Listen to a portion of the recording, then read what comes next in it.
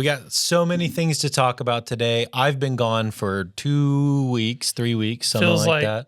Way longer than that. I've been gone to Japan for the last couple of weeks, and we have not been able to record or do a whole lot. You did, in fact, put out a solo thing that was really cool, and I thought that was really awesome.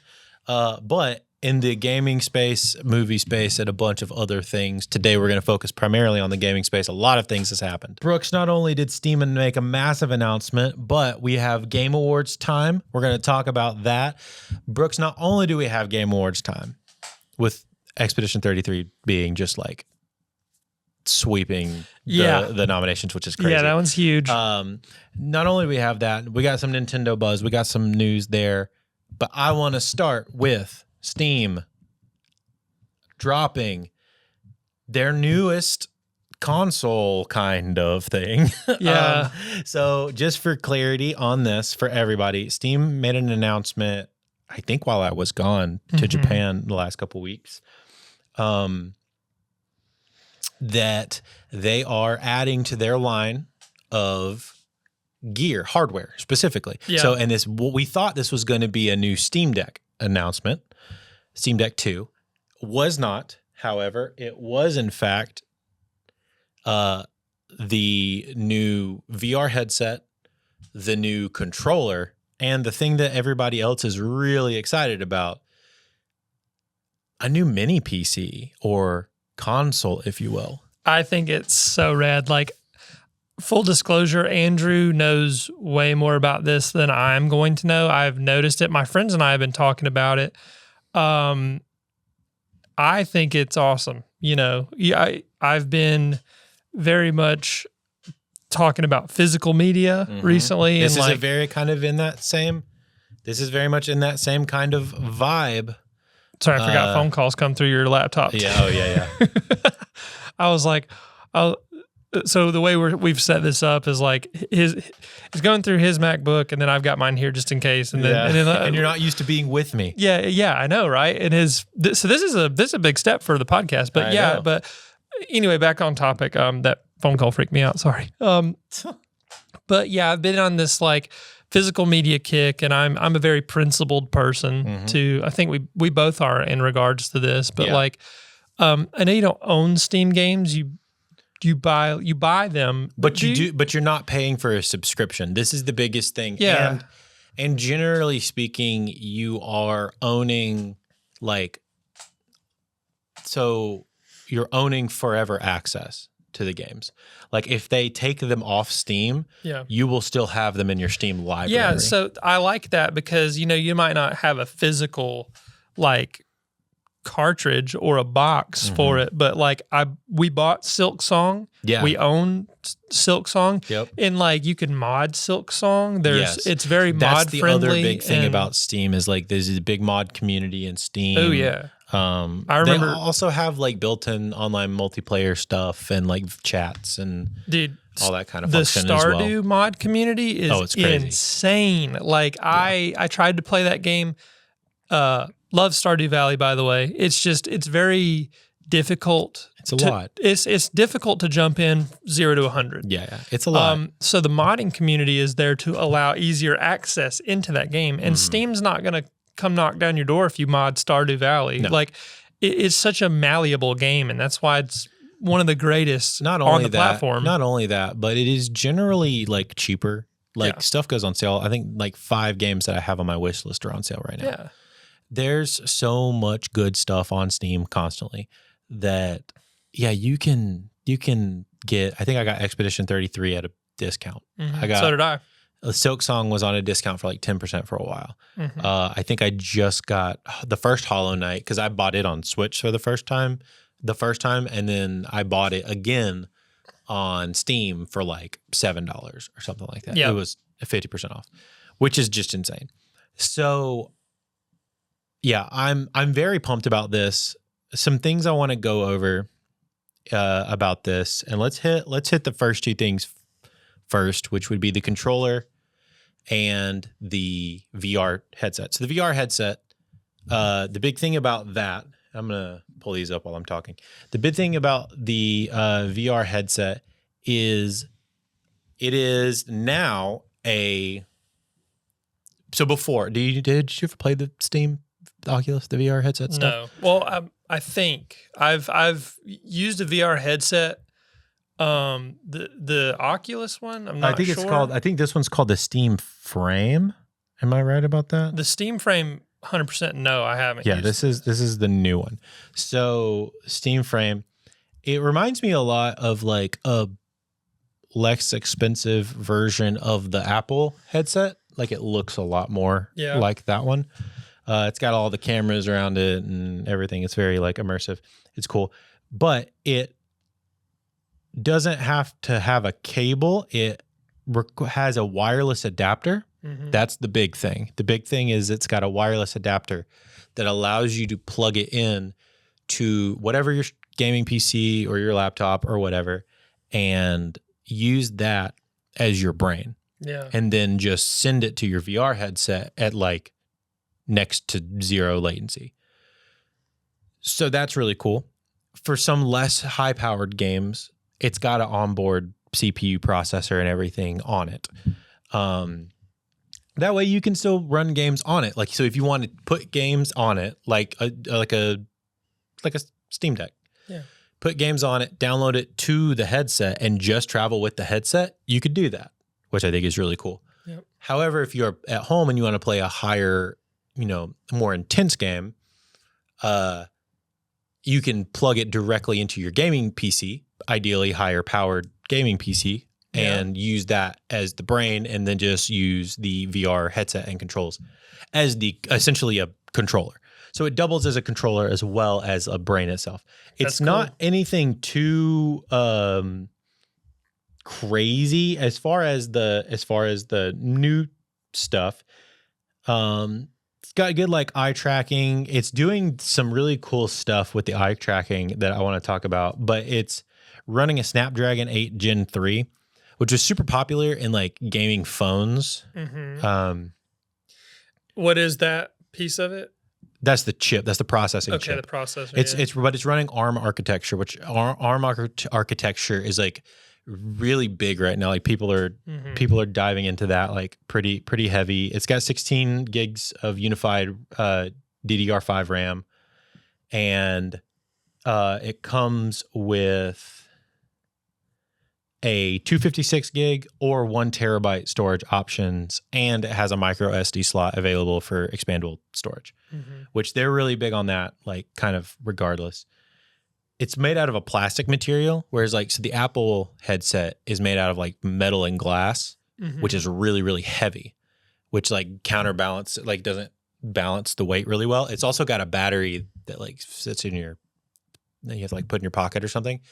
The battery pack is actually on the back of the headset. Wow. Which, with the front being made out of plastic and a less heavy material, and you put the battery on the back of the headset, it acts as a counterweight. Oh, that's cool. So it's actually a lot more like the ergonomics on that. I was like really well designed. Okay, yeah, I like that. But it also like because it pulls some of the weight off the bridge of your nose, which was the problem with a lot of the Apple ones. It was so front heavy that it like pushed down on your face and on the bridge of your nose. That makes a lot of sense. I never thought about that. Like headaches. Like I've used a VR headset before, but that makes a lot of sense. Is like putting that counterweight in the back because I mean a lot of that hardware is like literally in your face. Yeah. So that's really cool. There's not much more to talk about that. I'm not really a big VR guy, but I was really like impressed with the ergonomics, on the way it looked. It's looking really cool. That's cool. We'll do a chat break before the next section. I think Trebs. Sorry, I lost my train of thought. Thank you, Trebs. I appreciate that. I think what we might start doing or try to bring back, because we did it before. We've tried it both ways, but doing the like topic chat break, because it doesn't inhibit the flow. If we're getting chat enough to do chat breaks. Yeah, of course. But anyways, thank you, Trebs. We want to make sure Trebs, that we don't. Thanks so much. This is the studio that we work out of. Yeah. So And we want to keep the flow of the streams going, but also acknowledge the people that watch. For sure. It's a fine balance. It's a balance. A balance. A fine balance. A balance. Sure. Yeah. It's a balance. Yeah. So I'm going to pull this up to continue talking about it. So the next thing I want to talk about as we continue on through these is the controller. So this is what the controller looks like. Ooh. And it's very much, how do I say? It's very much like, it looks like somebody took a Steam Deck and like chopped the middle out of it. Yeah, it literally, like I was about to say that, it was like squished it. Yeah, like the pads are there, but they're a little higher up. What are the pads for again? So the pads are quite literally here. I'll find a video, but they're track pads. Okay, they're for mouse control. Oh, cool. I've never played a Steam Deck, so I'm not sure. So yeah, they're for mouse control. So for things that use like mouse and keyboard games, it's really big if you play like Civ, like Civilization games. Yeah, that makes sense. Age of Empires games. Yes. They're really big for that. So you would, instead of using your joystick on your left hand, you would use your left trackpad as your mouse control, and then you use your right hand for like select and start and like your keyboard buttons.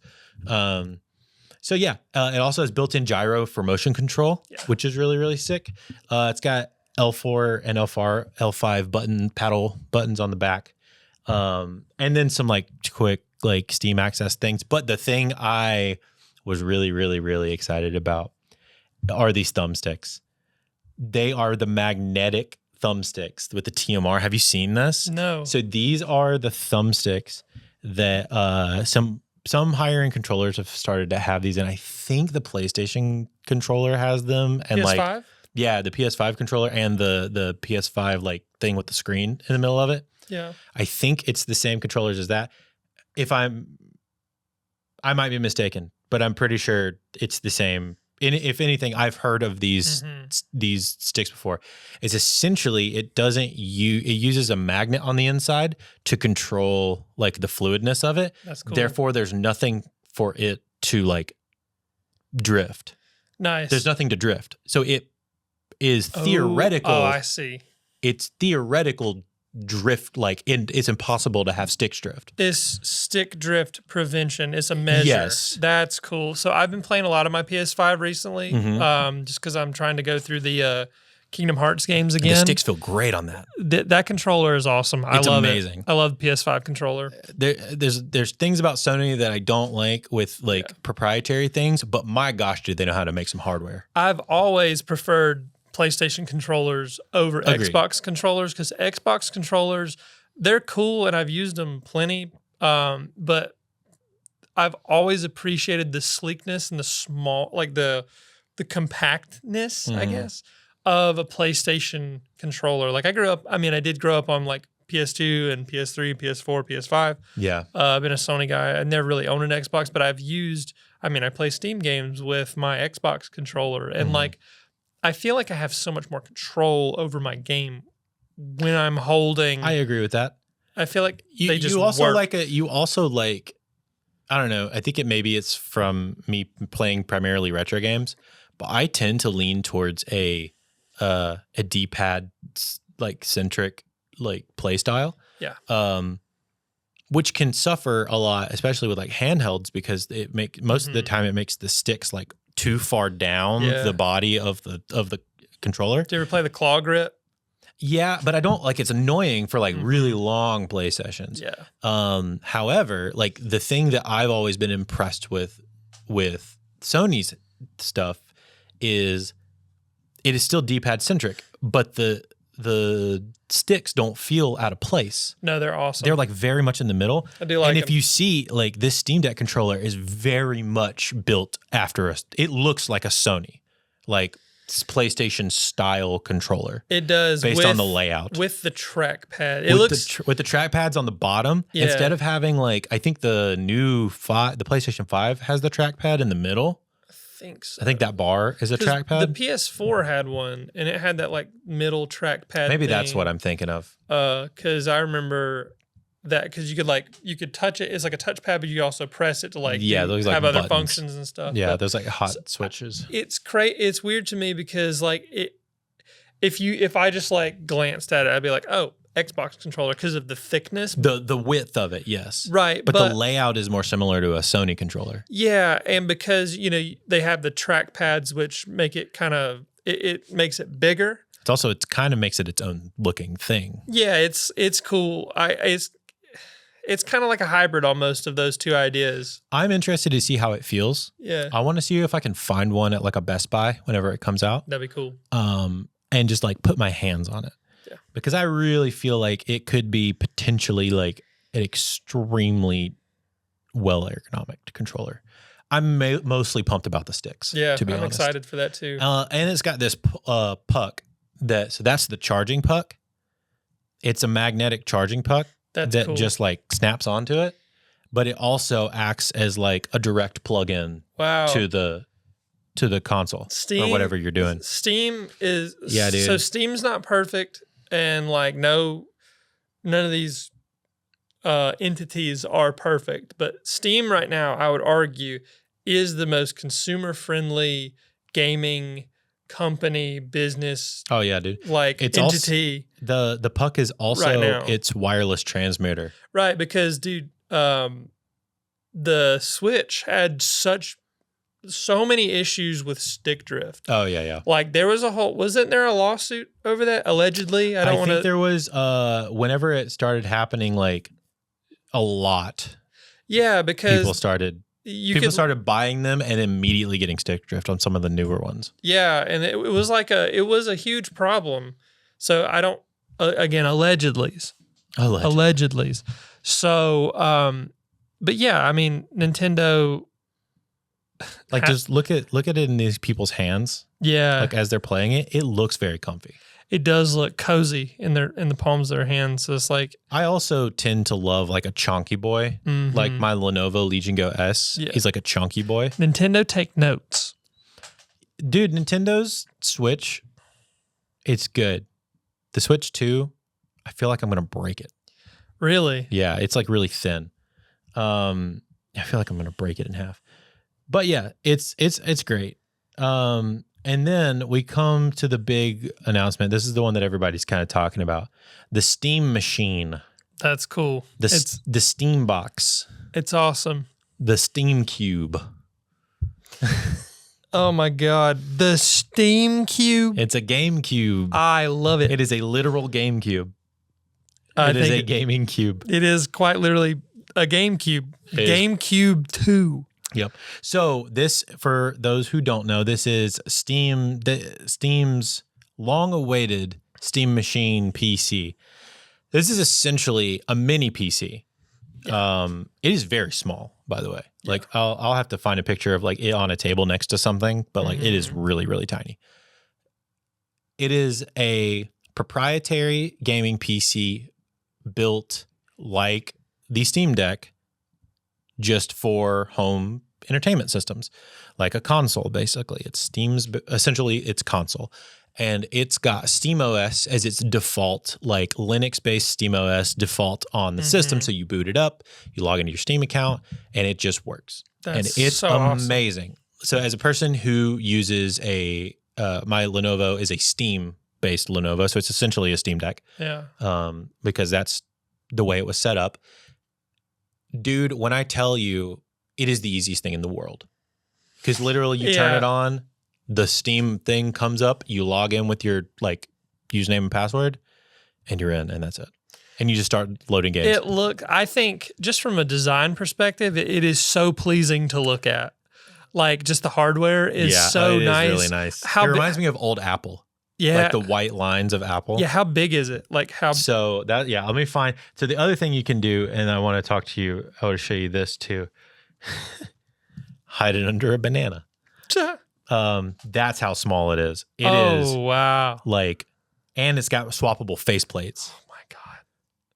It is really small, dude. Dude, this is a huge win. That's like probably the size. It's probably the size of your phone vertically. No way. Yeah. Yeah, it's probably roughly the size, like height-wise, of your phone vertical. Yeah. Maybe a little taller and a little wider, but like it's crazy. It's awesome that it is so powerful and so small that it could be like it can play games. So they claim on the power side that it is 6 times more powerful than the current Steam Deck OLED. Which like now the Steam Deck OLED currently plays essentially anything on Steam. Yeah. Fine enough. It's not perfect, but it's also small. It does output. The Steam Deck only outputs like 1080, so you don't have to worry about like 4K because the screen can't handle it. It's an 800 by 800. Yeah. So there's no point. But here, getting some specs, it's got a semi-custom AMD Zen 4 6. So like this is kind of the stuff that I'm really excited about with this. Right. Is what they've done, and as a new to Apple user like you are, right, and I am a big Apple proponent, what they've done is they've taken the Apple route, which is what Apple did, and it changed the game for them, was they took their chips. They used to use Intel chips. Mm-hmm. But the problem with Intel chips is they are made for broad use. So they can't be made to specifically be used for proprietary systems. When Apple decided to go to their silicon, like M1, M2, M3, M4 line of chips, and they're building their own chipsets, what they were able to do is not only combine the CPU and GPU into one chip, but they were also able to optimize those chips to specifically work with their OS in their systems. Yeah. It looks like Steam is doing a very similar thing. They're getting semi-custom CPUs and GPUs that are fixed. Mm-hmm. And they are essentially setting them up to work proprietarily with their system. Yeah. Which means not only are we getting 6 times more base power from a Steam Deck, but we're also getting better internal like usage of that power. So I know a lot of people online are complaining about, oh, that's not enough power. Yeah. Well, one, a Steam Deck's crazy powerful. So it's for most people, it's going to be enough. Yeah. Number two, if this is what I think it's going to be, I actually think it's probably going to be more powerful on paper. It doesn't actually look that powerful, right, but I think when you run it against things, it's going to spec out a lot higher than against competitive things because it's a custom scenario. Also, it is just dedicated, like you said, to doing one thing. No bloatware.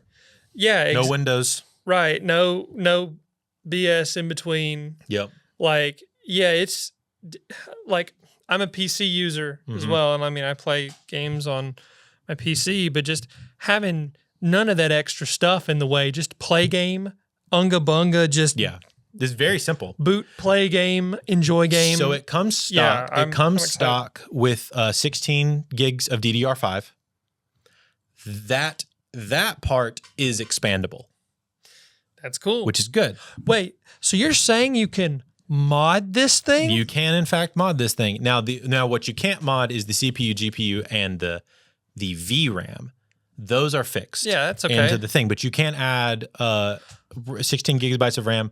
And is it like you can't, or they'll come to your house and beat you with a lead pipe, or well, like you can't because it's integrated? I think it's in a unified system. Gotcha. I was like, give it a couple years and people will find out how. Yeah, I mean, yeah, that's probably true. Yeah, but yeah, it's definitely like a unified system. I think it's all like similar to the Apple thing. It's like all baked into like a chipset. Gotcha. But gotcha. And this is the part where people are unsure. It is the VRAM side of things. And this is the part that you can't change. 8 gigabytes of DDR6 VRAM. Oh, okay. So this is like the newest chipset of VRAM. And VRAM is specifically for graphics. Yes. People are complaining that they don't think 8 gigabytes is going to be enough. It might. So you would know more about this than I do because I am not like a PC builder. Yeah. So what would the equivalent DDR6? I'm not sure, but all I know is that I have like if you look up it's like an NVIDIA 4070 something. You could check and see how much VRAM is on that because I have a pretty beefy GPU, right? And that is the perk of buying a PC is because you can customize it and you could just 4070 has 12 gigabytes of GDDR6X VRAM. So this has 8. This has 8. Okay, so that's not a huge jump. the laptop versions of the 4070. Oh, it's essentially the equivalent to the laptop versions of the 4070. Well, I still think that's awesome because I don't remember who I was having a conversation with recently about. Shout out to Game Boy Luke. We were talking about it because I need to upgrade my my RAM and my you got to PC fix right your now. PC. Yeah. But we were talking about GPUs because I render a lot, and he's a wizard, dude. Like he is just a tech wizard. Love him. But he mentioned how like the way that GPUs are going right now, it's like they've made huge advancements over the past couple of years, and now they're starting to plateau where it's like, you could get a 5070, you could get that, but you're not going to get too much more than like a 4070 is like really powerful by comparison to like the previous iterations. Yeah, like a 4070 to like I think I went from like a 2080 to a 4070 or something like that. I made a huge leap to that. And I don't remember what my old one was, but just It was extremely significant jump. So if this tiny thing is starting at a 4070 laptop equivalent, that's what I'm saying. Yeah, that's pretty impressive. Then gaming laptops are not to be messed with. You know, I mean, they are. From my experience, I've had experience with older ones, just from friends who have used them. Like the technology is way better now than it was when I was around them. Like a decade has passed, right? Yeah, but they are useful if that's all you want to do is just to play games on a laptop. You can do that. It is possible to do. Sure. Like you might not be able to run like Monster Hunter Wilds. Maybe now because they've done some upgrades to their stuff. Yeah. So my thought is on that idea, because like that's a pretty big game. I feel like where some of that's going to come into is the nature of the hardware being like custom. He's going to like be able to prioritize some of the stuff a little bit better. Right. So my thing is, I had a point and it was in my brain and I told it. There it goes. Did y'all see it? It left. There it goes. It might come. Oh, I haven't. Okay. It came back. So you know how Monster Hunter Wilds, when it launched, PC users like myself, we were like, I could run it, but I couldn't run it with like OBS. It crashed my computer. Trying to run them. And it was just trying to run both things at the same time. So these newer games that come out are not optimized like at all sometimes. Well, they're not optimized well. Let me use my words carefully. They're not optimized as well as they could be. That's giving as much leniency and grace to them as possible. Yeah. But that means I had to buy Monster Hunter Wilds on my PS5 because I just couldn't run it on my PC with OBS. Because it was optimized for that system. Yeah, well, it was it took the load off of my PC because all I'm running on my PC is my Elgato. But if I'm running my PC, and it was like maxing out my PC. Sure. It was killing that thing. And I couldn't run OBS with it. So I used that specific example to highlight an issue that I could see with this awesome little box thing is that I wonder if it'll impact new releases. Like, I don't know. I don't think they're going to care that much. Maybe not, but do you think, okay, like if a game comes out at launch and all you have is the Steam Cube. Yep.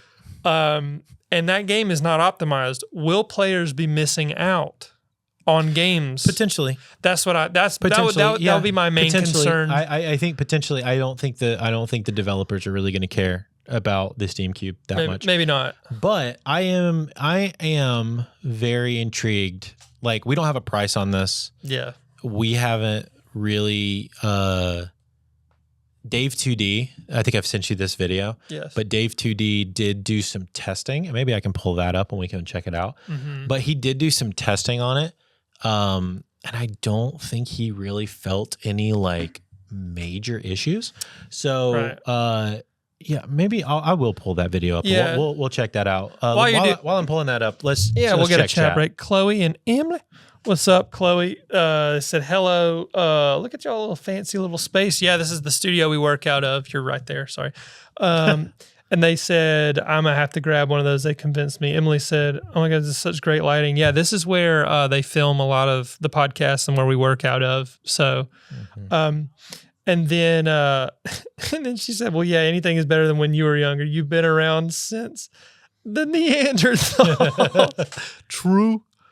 I got that divot in my head where they put their thumb in when I was a baby. Yep. And that just changed the course of my entire life. Now I'm doing the things we like. So let's check it. Thank you for the love in chat, guys. Yeah. Yeah, so there's this video we're gonna check out real quick. From Dave 2D, where he got hands-on with the new Steam hardware, and yeah, I want to show you guys this. I think you'll really enjoy this. Brooks, I don't know if you watched this or not. Did you watch this already? No. Okay. I'm sure you sent it to me, and it might have gotten lost. I definitely sent it to you, but that's okay because we're gonna watch it together right now. I was like, oh my God, it's tiny. Oh, yeah, that's small. It's basically a 6-inch cube. It's not a perfect cube. It's a little bit shorter and deeper, but it's basically a cube. And it is so weird how small it is. It's like 3.5 liters, and it's like this cube that can play games. There's a good number of ports around it. You have your DisplayPort and HDMI. You have Gigabit Ethernet. There's one USB-C on the back. I do like that fan on the back, too. Dude, on the back, but huge there's two cooler more up front. And you also get a micro SD slot up front. So if you have a Steam Deck and you store your games expandable on storage, micro SD, that's awesome. So you can hop your games between your deck and your library box over there instantly. It's like a very simple way to bring games over.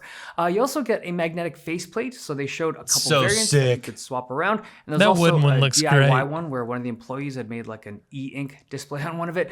And then behind this panel is a dust grill that's designed to be easily cleaned. And there's also an RGB light bar that you have full control over. And they were talking about how you could have it show the download progress of games and updates. So you can start an update and then just swap over a show or something. And then when that bar is full, you'll know that the update is finished and now you can play the game. It's like this is a W. This is a big W for gamers, it's just a nice dude. touch. When you open up the cube, you can see it's a very dense cube. You can replace the storage on the bottom. The stock drive is a 2230 shorty, but you can replace it with the full-size 2280 if you want. And that's the hard drive? Heatsink, as well as a 300-watt power supply. There's no AC brick or anything. And the whole system is cooled with a very... You can replace it with the cube. You can replace the storage on the bottom. The stock drive is a 2230 shorty, but you can replace it with the full-size 2280 if you want. And it runs a custom heatsink, as well as a 300-watt power supply.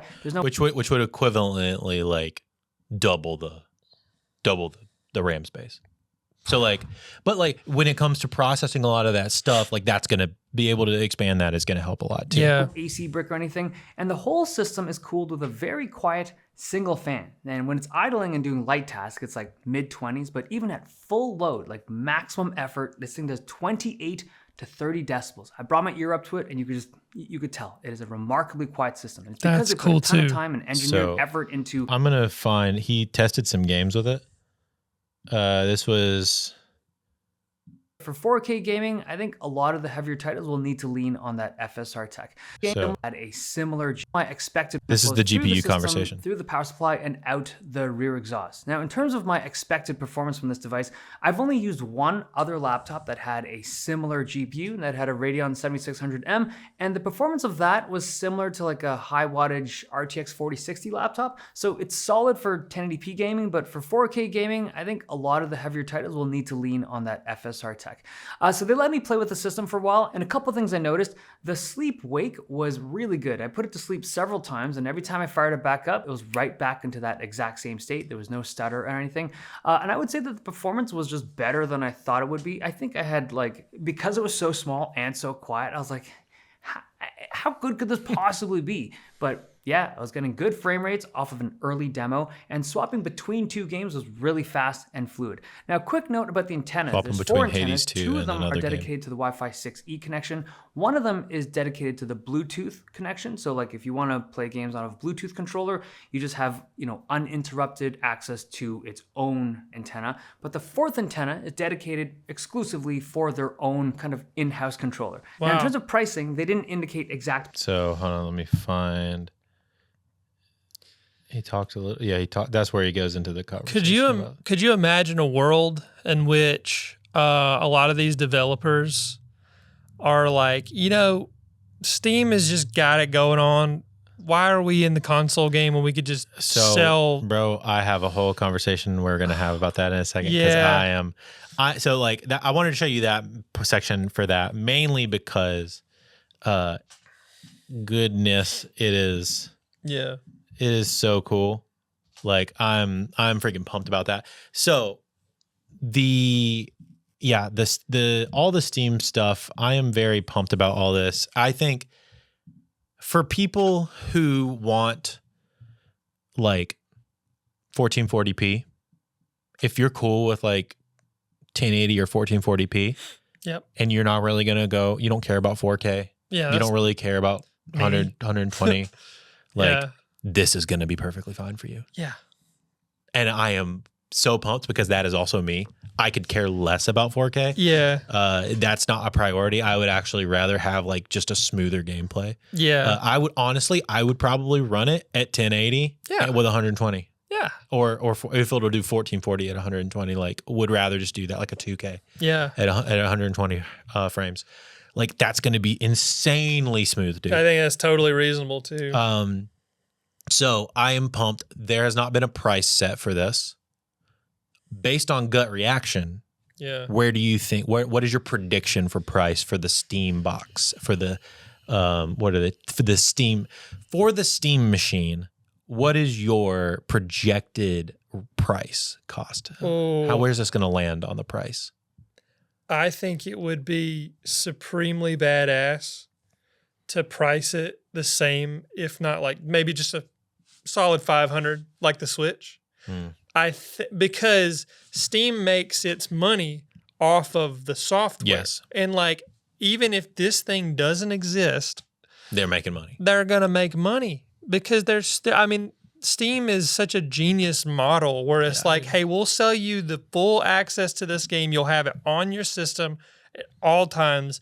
And we don't need this little box, but we have it because we care about the consumer. That's what I'm getting. So dude. I'm going to say if it was like $500, I personally, it would be so worth it. If it was like, I don't see it going over $750. I think personally it'll land somewhere between 600 and 800. Yeah. I don't think it'll go above 800. Right. Mainly just because like cost is right now I'm thinking like tariff cost, import costs, all that kind of stuff. Oh yeah, that's true. So I'm thinking 600 to 800. I would love if we essentially got like a $600 option and a $700 option, and the $700 option comes with more storage base. Yeah, I think that's great. And like that's what we get. Like I feel like that's competitive. You're also not really encroaching. I could be wrong. Now I don't know. I'm not like I said previously, I'm not like a big like PC parts guy. Yeah. But from what I understand, that price point somewhere between 500 and 700 is not going to really encroach on the build your own PC territory. Right. Which would be my worry if you go above 800. Yeah. It's going to start getting cheaper to just build your own because you're going to have more flexibility and more capabilities. And I think it's just a trade-off at that point because what you said earlier is all the bloatware and all the extra stuff that you have and all the OS issues. Like I just upgraded to Windows 11. And now you got to make sure you have compatibility with everything. You have to. And all it is, like it's really not as bad because you just go into your BIOS and flip a switch essentially as a security switch. But still, you do have to have that. And So it is a trade-off. It's like if you want to do more with your PC, if you want to be able to like super mod it, but if you want to super mod it, you're going to get like a $2 to $4 grand machine. Exactly. So now coming from, and this, Chloe in the chat said this, and this is my perspective. Right. As well, coming from the perspective of someone who doesn't understand computers at all, but wants to play PC games, this feels more accessible maybe. Yep. Nailed which it. That is exactly the point. Nailed it. This is exactly, we have not had something simple. Yeah. Even like a Steam Deck is cool. A lot of people love a Steam Deck, but most people don't want to have a big chunky handheld. Most people want to sit on their couch and play on a TV. Or like in their own personal space. Mm-hmm. I think that this fits that exact criteria of like, and I fall into this as well, which is I want a console, I want to sit down, I want to play it on my TV. Yes. However, I also love the Steam library and I love the Steam ecosystem. Yeah, I do too. So I want to stay within that. How else can I do that? You can get a mini PC and mod it yourself and like do some software stuff and get it on there like it's super, and do like big picture mode and have it go to your TV. And I've looked into ways to do this. You've also got like Starforge, for example. They offer PCs with payment plans, which payment plans are not as attractive. It's not bad. It's not a bad way. That my first real big PC was a iBuyPower, and but you still have to do all of the load in. You do. So I mentioned that for accessibility. Like there are companies that make PCs just a game on, and they allow that. But even when you buy those PCs, you still have to learn about the PC, know what you're getting, like load it in, open everything up. That's you also exactly right. You also have to have other peripherals involved. Mm-hmm. With this, it's you buy the box, you buy the controller, you plug it into your TV, which you already have. Yep.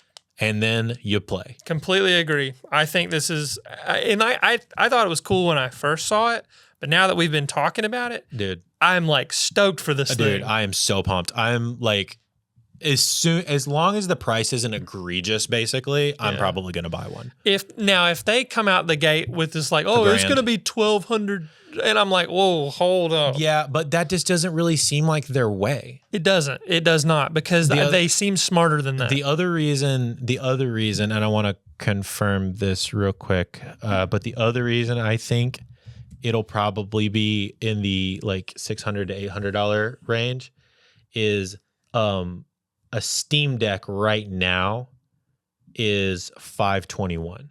Oh, I see. Oh, okay. Let's see, a Steam Deck OLED. So the biggest Steam Deck OLED is $650. I see. I don't think they'll make it less than that, basically. Like, I don't think it'll go below $600 because the middle of the road Steam Deck is at $550. Right. So just based on the pricing, and if they're saying that it's 6 times more powerful than a Steam Deck and it's more optimized, now there are aspects of like you don't have to have a screen. There's like different cooling systems and all that kind of stuff. Like, and it's a handheld, so like everything has to be involved. Whereas this, you're like fixing some issues with like there's less components than the Steam Deck. However, there's more power behind it. So I think there's going to inevitably be a cost for that. It's generally how it goes. Yeah. So I would say, I feel pretty confident in my $600 to $800 like price range. Right. I'm going to set mine at 5 to 7. Dude, that's optimistic, but I hope you're right. I'm going to set I hope you're right. Yeah. So Andrew's aiming 6 to 800. I'm aiming 5 to 700. Let's err on the side of optimism. But even if we do the median of both of that and it's between $600 and $700, bro, I'll buy one immediately. That's a crazy good deal. It is a great deal. I mean, for the vastness of the Steam library, it is like unmatched because like you could buy it, unlock your Steam library by logging in, and then just immediately start playing games. Yeah, because most developers now develop PC versions. We still want fucking Bloodborne. Yeah, dude. Come on. Please. I'm pretty sure that's a whole nother conversation. Yeah. But that's a Sony issue, not a FromSoft issue. Love you, FromSoft.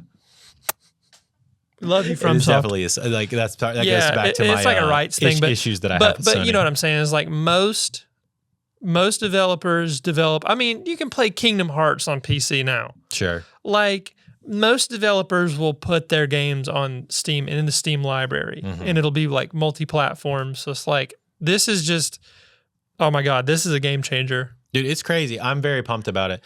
So I feel pretty confident in our guesses. I can't wait to see. We'll hopefully find out soon what it's going to be. And this isn't even saying anything about the fact that they haven't released any information about a Steam Deck 2 yet. And I'm really pumped about that, which I kind of have that with my Lenovo Legion Go S. But yeah, I'm very pumped about that. Yeah. The thing to fully bow tie wrap this conversation is a speculation from me. Yeah. So I love this. I think this is a great idea. I think Steam is just like absolutely just killing it right now. Yeah. Oh, I know where you're going with this. I think I have two predictions. Not even a prediction. I have one prediction and one thing that I'm going to put out into the universe that I think would be a really cool idea. Yeah. So I think this is going to be the thing that kills Xbox. I hope so. I think this is going to be the thing that puts Xbox in the ground. Yeah. Yeah, because I don't know if anybody has been paying attention to anything that Xbox has been doing recently. Yeah, dude. Oh my God. I don't know what the heck is Microsoft Oh, doing. I canceled my subscription. I canceled it. I was like, I'm not doing it. And because, we've been on a very principled crusade against anti-consumer practices. And Xbox is like, hold my beer. Let's try to do everything in our power to be as anti-consumer as possible. Not only are we going to raise the price of our subscription service, which I can understand. Yeah. If you're going to offer more stuff, there's that. I can understand if you're going to do that. But with that needs to come some sort of give and take, right? Yeah. But instead of lowering the price of the consoles to make it accessible to people, they rose the price of all the consoles to make it more inaccessible to people, which makes zero sense. I don't know what they're thinking. Didn't they raise the they raised all of them? So the highest level subscrition model, it used to be like $15. Yeah, it's $30 but now it's $30, which is like double the price. It is double the price. What's the math on that? Is it like 100%? Yeah, it's 100%. The price, 100% increase. Yeah. And the price, and like even at like $30, some people just don't have $30 extra a month. Dude, $30 a month is a lot. It is. $30 a month is more than an Adobe subscription that people pay for their freaking jobs. Well, what is that? I got to do quick math. Is that like $360 a year? 12 times 30? Yes. Whew, I'm glad I was able to do that. Yes. Quick maths, guys. But yeah, it's, $360 a month. I mean, with a year. Yeah, when everything's a subscription model, you're you're asking a lot. Yeah. Not only that, they didn't really give you a whole lot of like, you would hope with that price increase would come like an expansion of some kind, but it didn't really. My gripes with Xbox has always been the games. Like it's always been the games for me because they've had hate. Like when Xbox came out, they came out swinging with Halo, and they've had a lot of really cool games on there. Yeah, dude. But like I feel really bad for Halo fans because I feel like Halo fans are I don't remember who said it, or I was watching a video, but they're like the most disrespected fan base in all of gaming. 100%, bro. I feel so bad for people who love and celebrate and enjoy Halo. Shout out Kevin DeJong, who is a massive Halo fan, not to the point who he has like an entire like Halo 3 shrine that he has built from an old, like he bought the old like stanchions, the play stanchions from the stores. Yeah. It's so sick. Massive Halo fan, also gets like absolutely crapped on by Bungie and Microsoft. So yes, I feel like, and even Chloe says, as an Xbox user, I'll trash it for this type 100%. Yeah. So like, I feel like that's gonna be what's happening because most of the Xbox games are already coming direct to PC anyway. Yes. So there's not really an exclusivity there. What would be the point of getting anything? Game Pass? Game Pass is available everywhere. Mm-hmm. And honestly, it would behoove Xbox / Microsoft to build a version of this that is probably maybe slightly more, maybe $200 more. Yeah. But it has Xbox integration. So you have Steam and Xbox Marketplace on the same box with Game Pass built into it at a discounted rate. If they were to do that, that would be something. They're not going to do that. No, yeah. So I feel like this is probably going to be the thing that, like, we've already been seeing the decline of Xbox significantly outside of Game Pass. Dude, this it's gonna. I think that slow decline is just going to be the face of a cliff. Dude, now. Xbox. That's a dive bomb. Steam just released the next box. Yeah. I'll be here all week. Thank you. Lord. Good Lord. But yeah, it's I agree. They're done. That's my prediction number one. And then thing that I would like to see. This, I don't think this will happen, but there has been a massive uptick in with advancements with computers, specifically the Apple stuff. There's been a massive step in like more people developing for Apple on Steam. Really? I'm starting to see more games on Steam when they release come out with Apple versions almost immediately. Really? Which is really, really like Silksong did it. Like they were pretty quick with the Apple version, like similar, I believe it was Silksong came out with the Apple version like pretty quickly after. You mean the Mac version? Yeah, yeah. Oh, okay. Yeah. Because you don't play on Steam. Yeah. On a Mac. Right. I do sometimes. Uh-huh. The way this works is only certain games on Steam are accessible to Macs. Yeah, I didn't even see you can see the little icons. I think my third eye just opened. Oh my God. I didn't even realize this for like you're a Mac user. Yeah, I'm a Mac only user. user. You're an Apple guy. So having this Steam box for your house. Now you're getting where I'm going, dude. Yeah, okay, cool. I didn't even think about that until that. Oh my God, yeah. My thought here's what I mean, bro. If I'm just putting this out into the world. I'm just putting this out into the world. Oh, yeah. All right. I would love for Apple to see this and go, we've been doing all of this thing trying to turn the Apple system into a video game. Like they've been trying to turn MacBooks into gaming PCs, and they're not. They're just not. They do great. I love, like, I can play games on this little thing that's insanely powerful. I can play like AAA titles on my M1 Max. The problem isn't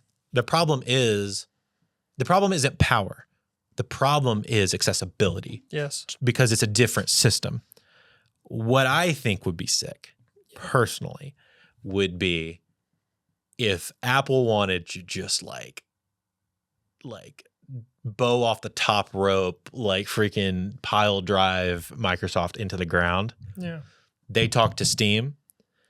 They say, hey, you need more powerful chips. We are the master of powerful chips. Oh my God. And we build a Steam box that's Linux-based Steam OS or even Apple-based Steam OS, but they build a new version of Steam OS that can run essentially Windows games, like on the Steam box with Apple's like knowledge of chipsets and just absolutely crush everyone. Right. And make basically the Apple gaming system with Steam as a partnership with Steam. So you basically come in and they have a handshake partnership with Steam. And bro, it would, I think it would crush. Now, the infrastructures are very, very different. You're working with like a Linux-based system versus you're working with a Linux-based system, which is an open source system versus, the Apple ecosystem, which is like a very, very closed system. Mm-hmm. So there would have to be some like stuff that would figure it out, and there would have to be a lot. I mean, it's a leap. When I tell you it is a leap. But I mean, if they wanted to just like, if they didn't want to put a nail in a coffin, if they wanted to drop a car on the coffin of Xbox, that would do it right there. Oh my God. So yeah, but even outside of that, I think it'd be really cool. Steam is kind of becoming like the Apple of gaming. Yeah. In my opinion. I mean, they are specializing in what they're doing. And like, as a PC guy, what I've always understood about Macs is like, if you do creative stuff like we do, like you do video editing or music production or like photo editing or whatever, like Mac is the way to go because it is that those chips. It's a very streamlined system that's very integrated into their system. Yeah, those chips are very good at supporting those. I remember Epic Rap Battles of History. This is just a side note. When they said, oh my God, you will never, ever get a virus on an Apple, but you could afford a doctor if you bought a PC. That's funny. But like, it's old school. But now Apple's kind of like, no, they've been dropping their prices. Yeah, they're like, step aside. But that was like 10 years ago. I know. But I think that Steam is essentially doing how I am viewing Steam in the gaming space, how I view Apple in the consumer computer space, which is Apple's making really, really great stuff at a somewhat premium rate. They've dropped their prices over the last couple of years, in my opinion. They have some things that are more expensive than others. You can still easily spend $5,000 on a laptop. But I think Steam is coming in and being the like third option. Yeah. And kind of like fully putting the Steam machine in the place of Xbox and like entering themselves into the gaming wars. I think it's cool. It's so very different than Sony. It's nothing like Nintendo. It's its own thing. And I love it so much. I think, and then this is the last thing I'll say. Yeah, about this. It is the consumer-friendly approach that I think will ultimately win over everyone else, because every other company, whether it's Nintendo or Sony or Microsoft or whatever, they are just so like entrenched in these anti-consumer practices and ideologies, and I'm sick of it, and it sucks. And Steam is kind of, while not perfect themselves, they've got, Steam is not perfect by any means. What they are doing is they're setting a precedent that says, hey, without these people, we don't exist. Therefore, we need to make this as accessible as possible for everyone. And I think that's awesome. For sure.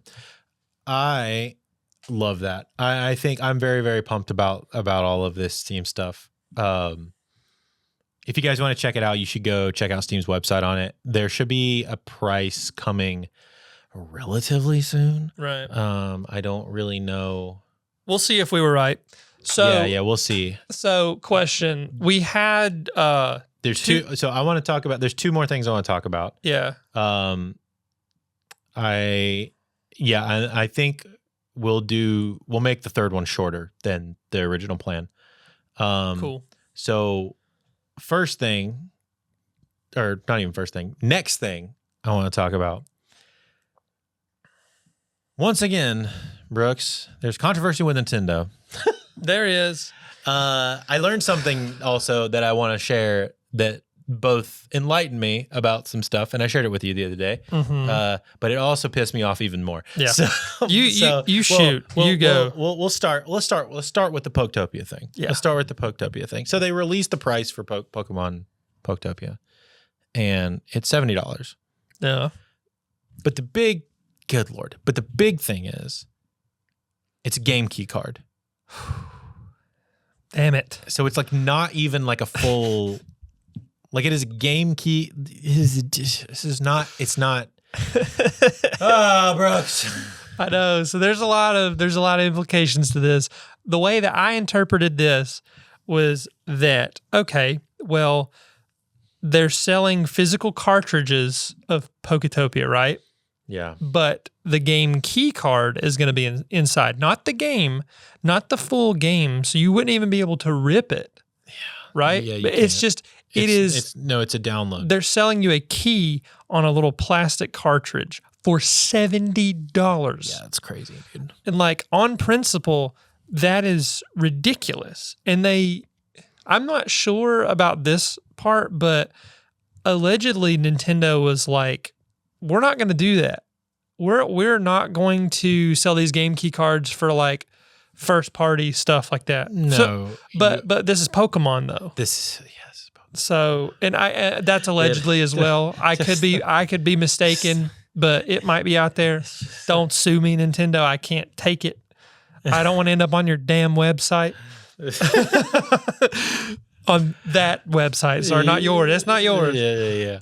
I digress. So the thing that I found out that I thought was really interesting that I shared with Brooks the other day was that I found a little bit more about like why would you use a game key card in the first place, and it was explained to me through just some digging that the reason you would have a game key card is if you want to provide a physical release, but you can't afford the cartridge type that has the storage space built into it. Yes. Because it's a very, like, especially the new ones are very expensive for the manufacturers to make. And so like you want to provide a physical release, but you can't afford the cartridge option with all of the terabytes of storage or whatever it's got on it. Cool. I get that. And I think that's great. So yeah, you said that to me. I'm going to piggyback off of that. You said that to me and I was like, that's a great idea because these indie games, these smaller games. Yes. So here I found an article on Nintendo Life that says Nintendo has no plans to use game key cards for first party developed titles, which is like cool, awesome. Yep. That's great.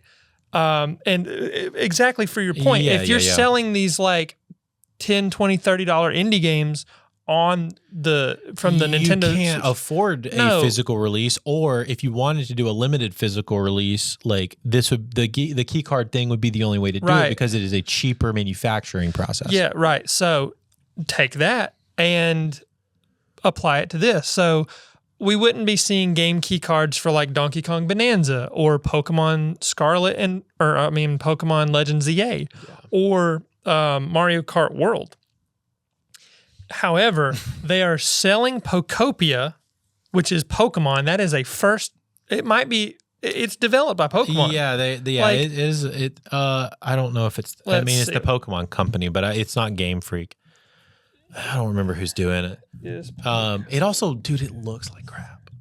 It looks so bad, in my opinion. No, Pokopia is not a third-party game. It is a first-party title published by Nintendo. Yeah. So this is the part that I was kind of mad at. Why in the world? So like, I also can understand if because part of the thing that I was telling you is like a lot of these indie games, the reason they don't want to also spend the money on the game cartridges, like the full ones, is because it can hold a lot of space, and a lot of those games are like under a gig, like they're not very big. Yeah. So that was the thing. That was literally I pulled up an article on Vice and it was like it's 10 gigabytes. Yeah, so for the this game is 10 gigs.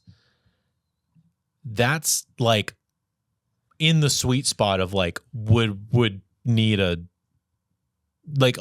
lot of times you use a game key card if it's like on each of the end of the extreme where it's like too big to fit on a cartridge or too small and this an indie developer and they can't afford to do it. This actually fits in the sweet spot of the games that would want, and not only that, but because it's being published by Nintendo, they're not losing money, bro. No, they're not. So Pokemon Legends EA is 4 gigabytes on the original Nintendo Switch and 7.7 gigabytes on the Nintendo Switch 2. Yeah, so it's like right at the same amount of space. Yeah. Which like Pokopia being 10 gigabytes. Why is it 10? Why is it so big? It also doesn't look that good. It's like, all right, well, we can steal from Minecraft, but don't you dare go out stealing from us.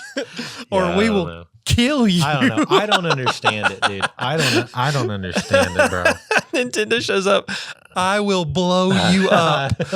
I will take you out, bro. That's crazy. So yeah, it's like they basically lied or they were just dishonest, which is what's the difference? Yeah, I don't know. So it is a first party game that is going to be a game key card, a 10 gigabyte game. Just put the whole thing on there. What are you doing? Yeah, I don't know, dude. So there's that aspect of it. That's kind of the big Nintendo drama that I wanted to talk about real quick. Yeah. The last thing that we're gonna do is Game Awards, baby. It's Game Awards season. We're about to Game Award it. We are out here Game Awarding it. Yeah. And my plan was to vote live, which I think we will do right this second as we talk about all of this stuff. Do you have I have to make an account, I think. Yeah, I have to sign in. Oh, yeah. Sign in with this account. Continue. Oh, I see. All right. So here's So I'm gonna pull mine up for everybody to see so we can talk through this. And Brooks is also going to be voting on his computer separately from me. Yeah, this really worked out. So the set and everything worked out so we could both be here to do this. Exactly. I was really pumped about this. What a crazy time to like align the stars aligned so this could happen. I'm so pumped. So Game Awards time, Brooks. Let's do our votes for the Game Awards. Oh, are you on the voting screen I'm on the voting screen now, dude. Okay, let me get back to So I'm gonna read these to everyone while you're getting So you went to start voting? Yep. And it starts you out at Game of the Year. That's what we start at this time. Instead, normally it ends there. So we have Expedition 33, Death Stranding 2, Donkey Kong Bonanza, Hades 2, My Baby Girl, Hollow Knight Silk Song, yes, and Kingdom Come Deliverance 2. Let's firstly talk about, bro, what a stacked lineup. This has been crazy. For all the crap that we've endured, this has been a pretty good year for gaming. End products for a lot of these games have been stellar. This is just stacked out of this is just crazy. So I think for both of us, our pick would be Expedition 33 for Game of the Year. Yeah, 100%. That's what I'm going to vote. So Andrew just recently got it and played it. I love it so much. I bought it. I'm planning to do like a super deep dive of it in December when I'm like a little more free of my schedule. Yeah. But from and the reason that I would say that it is the Game of the Year is because I have friends who swear by this game. So the thing that the subtext of this, recognizing a game that delivers the absolute best experience across all creative and technical fields, and I agree with Claire Obscure Expedition 33 being that's my vote. For game and I think so. I think Silk Song is a wonderful game. And I'm still working on it. Like I've played a lot of it. I also love that game. We've both played a lot of it. So the thing is, I can hold both of these things in my head at the same time. Right. But Expedition 33 is Game of the Year from like a technical perspective. Yeah. But in my heart, Silk Song is my favorite game of this year. Yeah, Silk Song is definitely my favorite for sure. And maybe that'll change once I play Expedition 33. And it sounds silly to have to be voting on it or to have opinions on it if you haven't played it, which I'm working on it. It is hard. I just know for a fact that you're gonna love that. Yeah, I know. And shout out to Dylan. So Dylan has been begging me to play this game. Our dear friend United Gamer has been begging me to play this. It's such a Brooks game. He's like, dude, this is probably one of, if not my new favorite game of all time. And I'm like, you got to be kidding me. Dude, it's such a Brooks game. So I trust his intuition. And I just think, while I do think Silk Song is, extremely significant for the gaming climate and the precedent that it sets. It's like this can be $20 and still be successful and still be good and still be full of content. Yeah. It doesn't have to be like a Legends EA where you have to pay $100 for this like mediocre experience. Yeah. Like it can be it can be great. And then Expedition 33 is just it's I love everything about it. The story is so cool so far. It's very Final Fantasy-esque, but like French. I don't know. It's so good. All right. Next category. Best Game Direction. This is awarded for outstanding creative vision and innovation in game direction and design. Expedition 33, Death Stranding 2, Ghost of Yote, Hades 2, and Split Fiction. I've heard Split Fiction's pretty good. Yeah, I'm gonna vote for Expedition 33 because I think that from the art, as far as the RPG franchise, like it did a lot. Yeah, I would be okay with that because, like, Death Stranding 2, I've heard that people are like, wow, this game's really sick, but it's built on the back of Death Stranding. Yeah. So it's like that kind of happened once. And Ghost of Yote, because it's Ghost of Tsushima, it's like these games are built on the backs of other games. The Hades 2, again, Hades came first. And Split Fiction, I don't know enough about Split Fiction to really have an opinion on it. But again, Expedition 3 just stands on its own, So now we are back at Best Narrative. Yeah. Which this one I have zero opinions on. I would just give it to Expedition 33. So the thing is like I wanted to give it to Expedition 33 because I think the story is really cool and that's kind of what this is talking about. Yeah. However, Death Stranding 2 is basically all narrative. And it's like, that's what the game is narrative. Yeah. Same with Ghost of Yote is like apparently amazing. So Hideo Kojima he's narrative. That's what he does. Yeah, he is, whether you love him or hate him, like the dude is in a league of his own. The thing is though, of these games, and like Silent Hill F is also like very narratively driven. Yeah. And I haven't played Kingdom Come Deliverance. I've seen a lot of the rest of this played. Mm-hmm. I have not played enough of these to know of to vote anything other than Expedition 33, which is the one I have the most story of. Right. I feel okay giving it to that. Because I'm like, I part of me hates doing this Game Award thing because I'm like, man, I feel like a fraud because it's like I've played Silk Song, most of these. And I'm aware enough of these games to have an opinion. Yeah. But like I think I am voting more on principle than I am experience because what games like because Death Stranding 2 is made by a big studio. Ghost of Yote is a big studio. Hades 2 I think is indie. That's indie. And it's not to discredit Hades 2, but like we're on art direction now. Yeah. Best art direction for outstanding creative and or technical achievement in artistic design and animation. I'm giving it to Silk Song.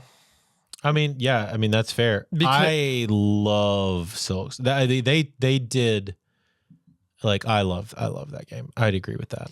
Yeah, and I love it's very less is more when it comes to that. And to finish my thought of what I was saying, it's like while I really wish I had time to really, thoroughly explore these games. I don't think that's realistic for some people, like especially like us, where we're just constantly on the move, like all the time. Mm-hmm. But that being said, I feel okay voting on principle is basically what I meant. For sure. So moving to best score in music, I think that Expedition 33 will probably win this category. However, based on, and I told you and Daniel this at lunch today, Silk Song for me is winning this category. I'm down with that. Because I adore Silk Song's music.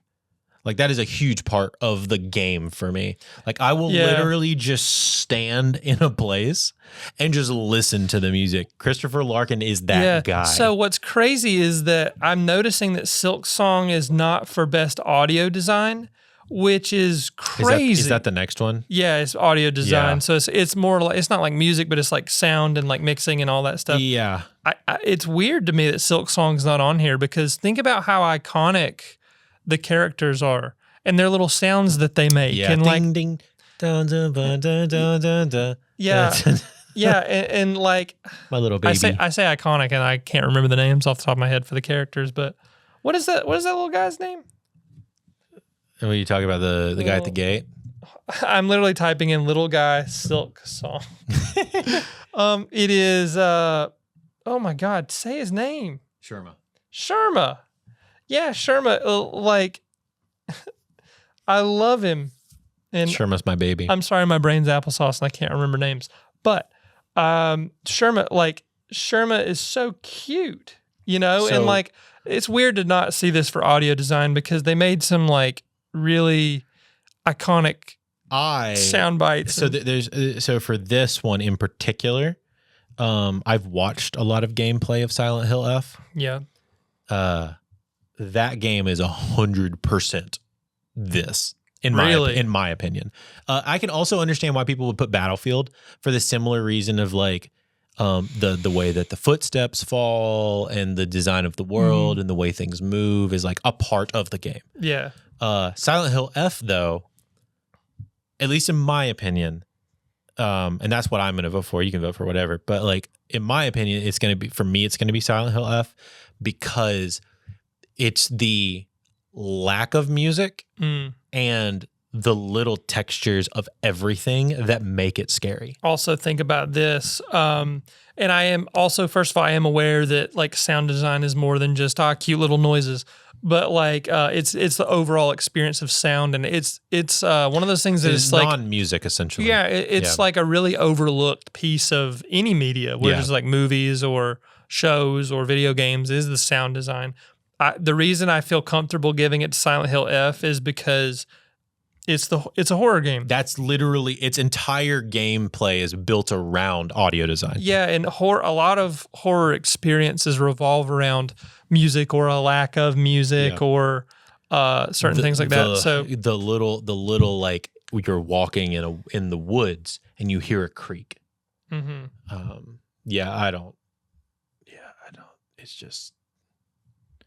All right, best performance. Awarded to individual for voice acting, motion, and or performance capture. So for me, I am a fan of Erika Ishii as a person. So she's getting my vote. They are getting my vote for Ghost of Yote. Interesting. I'm okay with that. Also,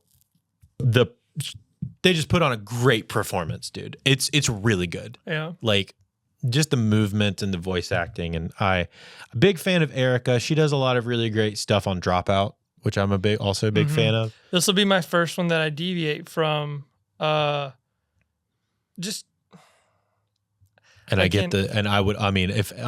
it wasn't Erika, for me it'd be like one of the Expedition or Kontatsu Kato. I was thinking about giving it to them because I don't know. I sound like a fool right now because I wish I had more experience with these games.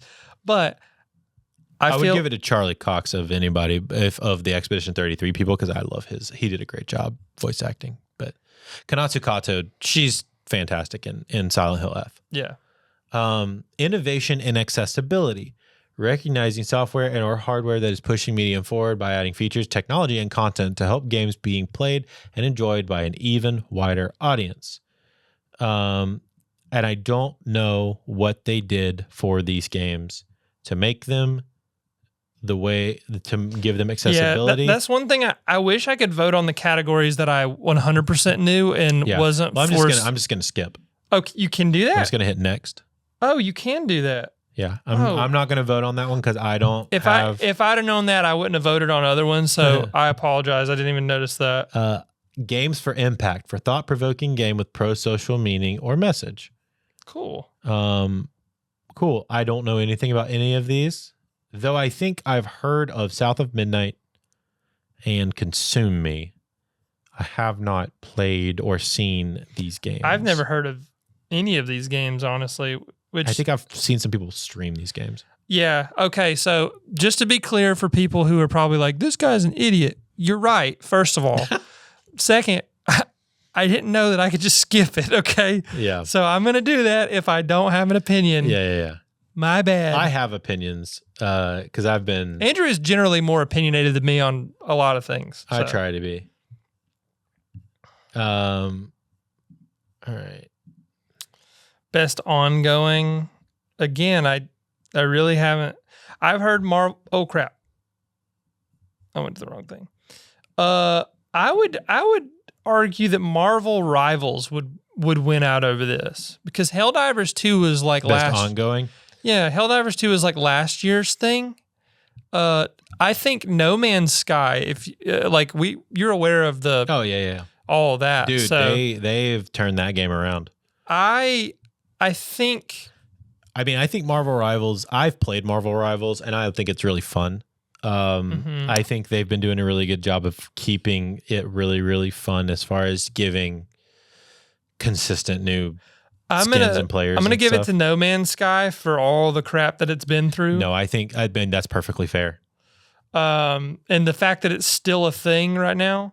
Best community support. Best community support goes in my mind to Baldur's Gate 3 every single time, because that game still puts out patches for its community to give it just random stuff. I'm good for it. I love it. I'm good for it. I get notifications all the time for this game, giving it just like the most random updates. This next one is best independent game.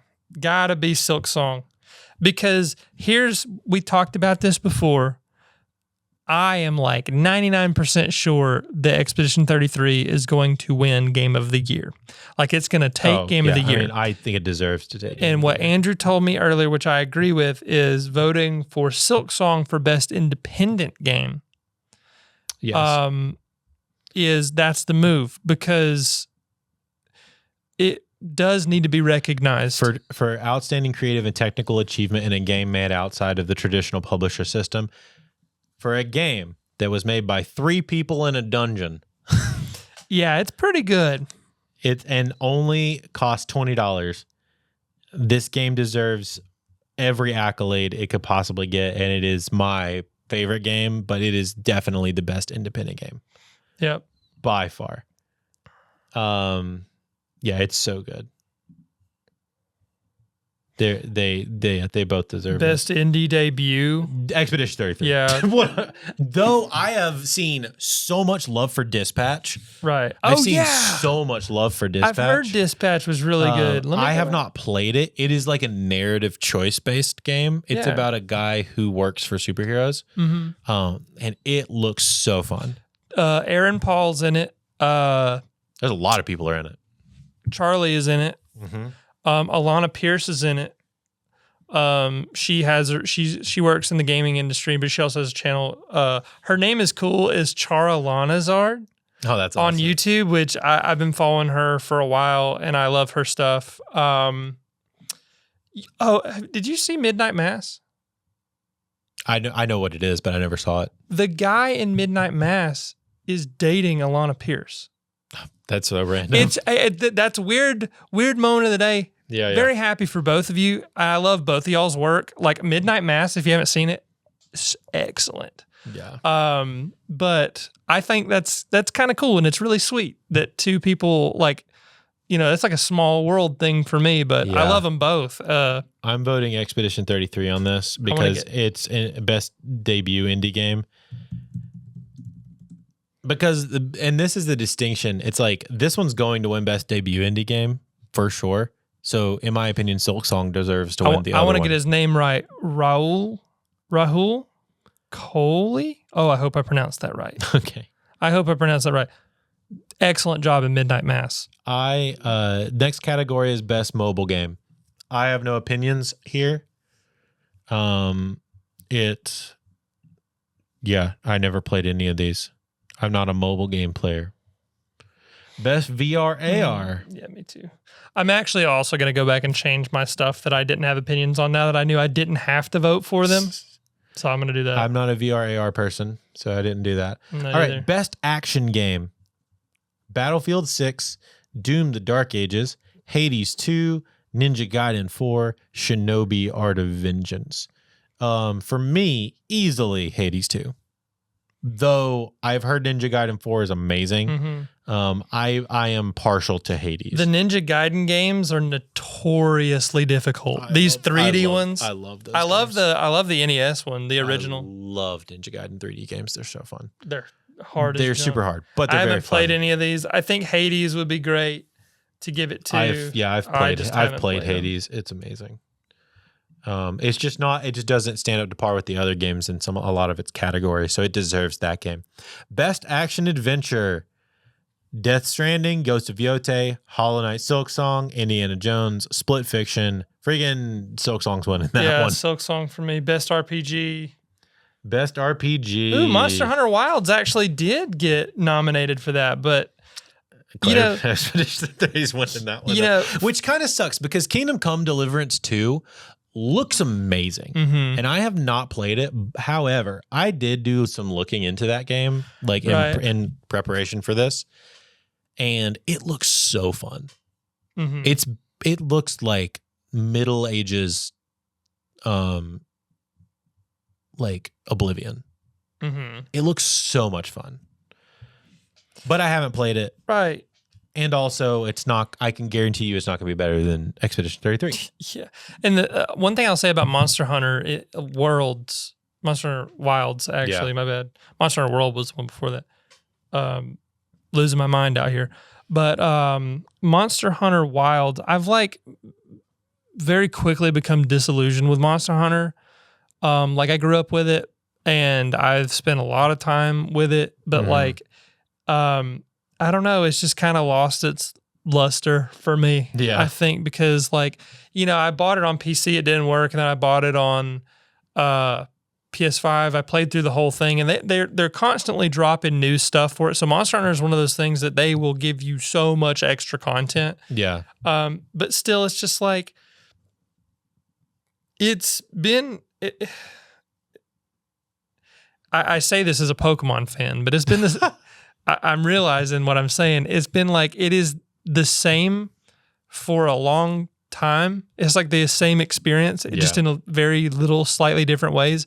But I think the amount of work you have to put in for a Monster Hunter game is just not even close to a Pokemon game. Yeah, I guess that makes sense. In Expedition 33, you put in zero work and it jumps you in right off the bat and you're having a good time. Nice. It's great. So yeah, I think the distinction between that is it's been the same for a long time generally. Yeah. But the amount of work and grinding you have to put into Monster Hunter to really, really enjoy it is crazy. Which Pokemon is hey, I caught this cute little thing. Now I can kill stuff. Yeah. So and I don't know. Maybe I'm tripping, but best fighting game. Oh, you're on fighting game already. I skipped ahead on accident. I don't play multiplayer games. Best fighting games. For the best game designed primarily around head-to-head combat. I did not play any of these. However, I really want to play the Capcom Fighting Collection too. I do. I'm going to skip this also. Best family game. All right. Books. This is kind of, we play a lot of these games. Donkey Kong Bonanza, Lego Party, Lego Voyagers, Mario Kart World, Sonic Racing Cross Worlds, and Split Fiction. Sonic Racing had a moment. It did. It really did, because it came out and it was hey, here's something a little bit better than Mario Kart World. Yeah. With more content and more stuff in it, but that's all I know. I have a very surface level understanding. I can't really vote for any of these. I actually am going to give the vote to Donkey Kong Bonanza because for this reason, Mario Kart World didn't feel like it did anything fresh or new. Sonic Racing felt like it did something new for it, but not anything new for the racing genre. Donkey Kong Bonanza was hey, what if you could destroy everything? Which to me is a very fresh take on that genre. So for me, for the developers taking a shot at something that could have been a negative, they're getting the dub on that one for me. Right. Best sim strategy game. Did not play any of these, though I do love Final Fantasy Tactics. Gotcha. I didn't play any of those, so I'm gonna get. I remember that. Dylan really liking that as well. Yep. I just didn't play enough to have an opinion yet. Right. EA sports racing games didn't. I'm gonna give it to Sonic Cross Worlds just because I like Sonic.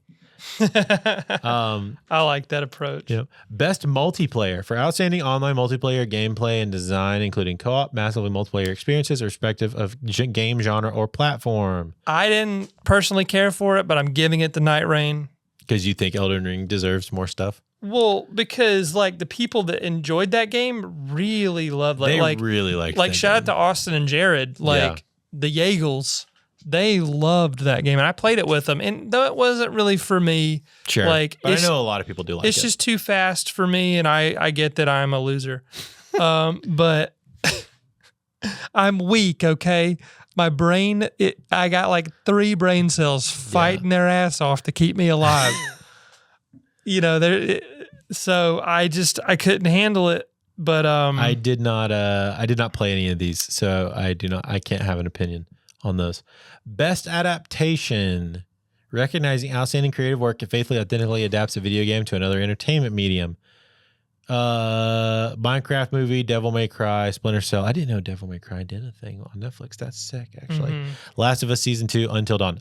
The Last of Us Season 2, fantastic. I didn't. Good gosh, dude. I saw the first couple episodes of the first season, but I haven't seen the second season. So good. It is. Here's how faithful the adaptation is. Here's how faithful the adaptation is for The Last of Us. So The Last of Us Season 1 is the first game. The Last of Us Season 2 is the second game. Let's see. I believe that is correct. I'm trying to think.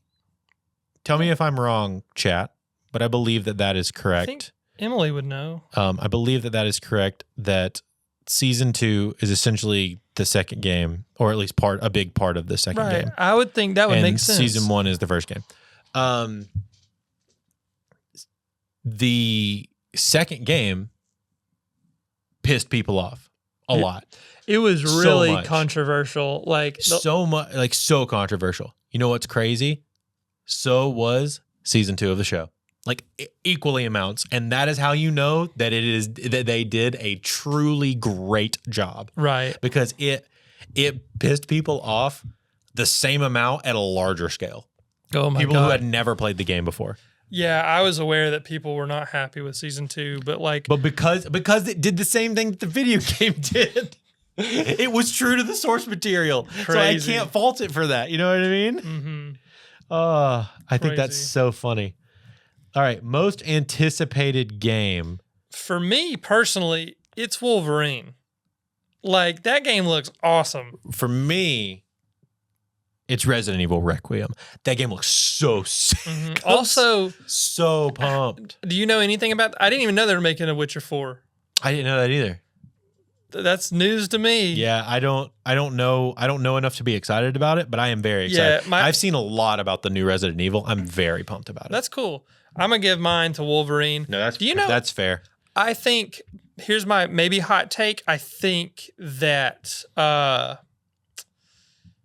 GTA 6 is going to be way overhyped and it's going to be underwhelming to a lot of people, probably. And they're just going to be like, "Oh man, well there's no way it can live up to the hype." Even though we thought that about Silksong, and it did, in fact, live up to the hype. Yeah. So, Content Creator of the Year. They put the burnt peanut in here.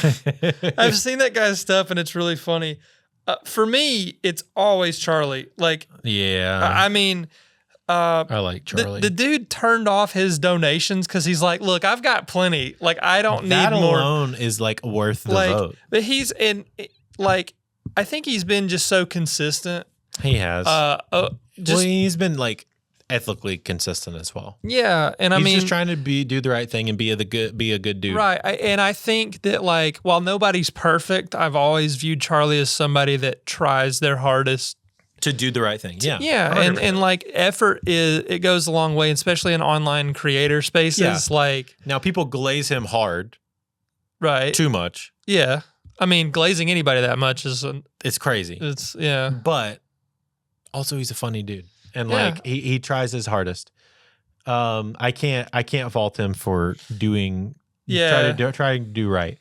All right, best esports game: Counter-Strike, Dota, League, Mobile Legends Bang Bang and Valorant. I don't have a single opinion on this. I'm going to vote for League because I'm a degenerate. Dylan would love you. Dude, I want to play League so bad. I've done it. I'm ass at it. I want to play it so bad. So purely Best ass. esports athlete. Best esports athlete judged to be the most outstanding for performance and conduct in 2025, irrespective of game. You know what's crazy? That what's his name? The League player isn't, who just won Worlds isn't on here. Really? Yeah. I don't know any of these people, so I can't. Yeah, I can't give an opinion. Best esports team. Again, I'm not really well versed in the realm of esports, to be perfectly honest. I'm a single player enjoyer. Like, Best I'm not esports team. Is that what you're on? Yeah, I'm not a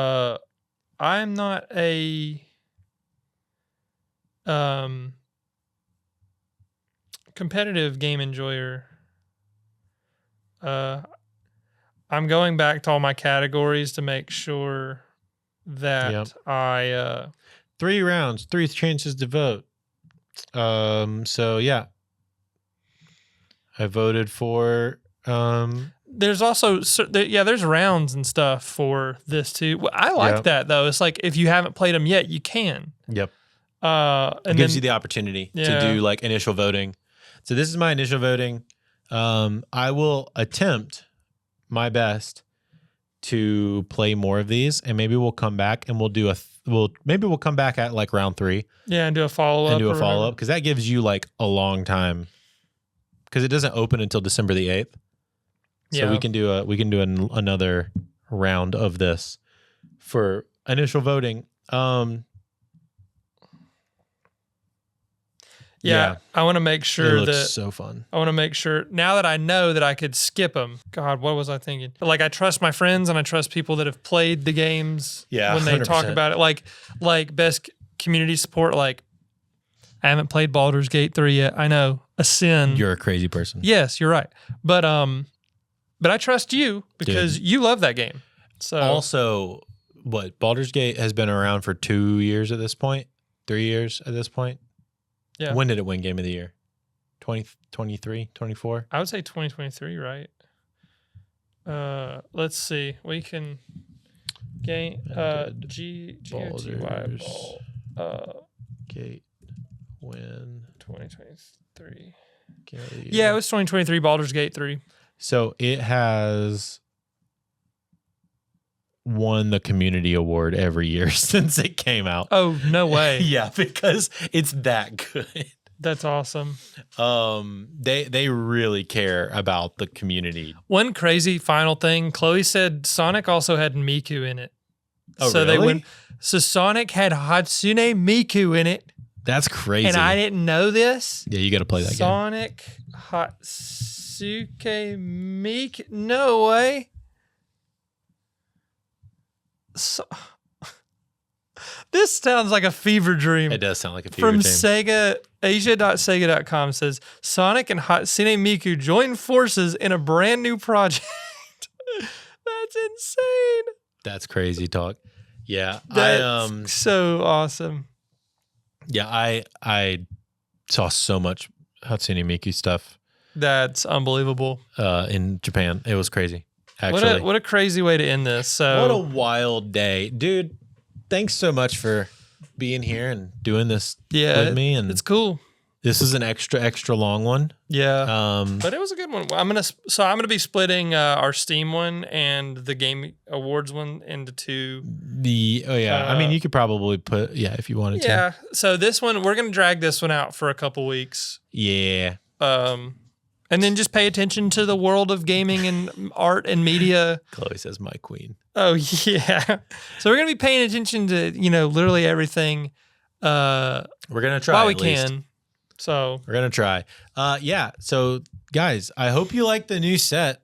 I thought it would be really cool to do this here and try something a little new. What perfect timing. I know. We might try to do this again the next time you have to come up. We'll see. I thought this was really convenient. Yep. With all of this. So, and it's really simple because we only need the one camera to do it, and the lighting is pretty good. And I think it sounds really good. So, did everything work as planned? Chat, Chloe, whoever's in chat, Novice. Also, hello, Novice. Thank you, Novice, for the lighting thing. And I hopefully it sounded great and it looks great, and you guys enjoyed this. So we're gonna try to make this a semi-regular thing at least. I'd like to. This is a cool setup. Now that we've got everything working and all the bugs fixed. Yeah, now I know what to do. Yeah, now I know what to do. So we'll try to do this again. Novice, hey, if you missed the Steam portion, don't be sad, because guess what? We're gonna post it. We're gonna post it. It's gonna come out. And honestly, I think the Game Awards one's gonna come out first, and the Steam one will come out after Game that. Awards is first, and then we'll post the Steam one probably next week sometime. Awesome. So yeah, it'll be out, or you can rewatch the live if you want to, because the Steam thing was the first thing that we talked about. Yep. So thanks so much for everybody coming and saying hey and checking everything out and making sure that we all making sure this setup actually worked. Yeah. So, but yeah, we love you all, and we will see you guys in the next one. Bye. Brooks, send it off with some wisdom quickly. With some wisdom? Would you? I only got courage and power, but I'm lacking wisdom right now. Actually, that's not true, because it's right there. Yeah, because you quite literally have it on your arm. Next time, if you ask me for some wisdom, I'm going to be like, it's literally right there. It's etched into my skin forever. Holy crap. I wish I was funnier and more clever. All right. Love you guys. Bye. Bye.